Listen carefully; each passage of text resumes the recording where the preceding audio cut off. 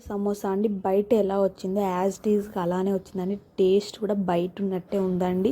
అసలు ఎంత బాగా వచ్చిందంటే అసలు ఎక్స్పెక్ట్ చేయాలి. నేను 2 to 3 టైమ్స్ ట్రై చేశాను కానీ ఫ్లాప్ అయింది. కానీ ఈసారి అయితే పర్ఫెక్ట్గా వచ్చిందని మనం ఏదైనా ఒక 2-3 సార్లు చేస్తేనే కదా మనకు తెలిసేది. అస్సలు అంటే అస్సలు ఎక్స్పెక్ట్ చేయలేదని నేను ఇలా వస్తుందని సమోసా.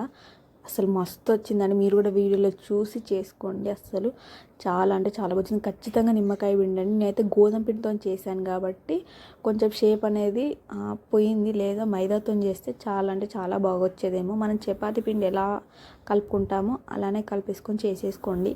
నేనైతే గోధుమ పిండితో చేశాను. గోధుమ పిండితో చేసిన చాలా బాగుందండి.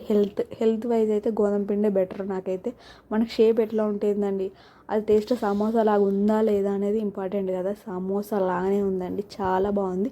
షేప్ ఒకటే మిస్ అయింది అంతే. ఖచ్చితంగా మీరు కూడా ట్రై చేయండి. ట్రై చేసి ఎలా వచ్చింది అనేది నాకు ఖచ్చితంగా కామెంట్ చేయండి. అలానే నా వీడియో చాలామంది చూస్తున్నారు కానీ సబ్స్క్రైబ్ చేయట్లేరండి. ఖచ్చితంగా వీడియో చూసేటోళ్ళు అందరూ ఫస్ట్ సబ్స్క్రైబ్ చేసి వీడియో చూడండి. అలానే ఒక లైక్ కూడా వేయండి. అలానే నా ఛానల్ ఇంకెలాంటి వీడియోలు కావాలని కూడా ఖచ్చితంగా నాకు కామెంట్ చేయండి, ఓకేనా.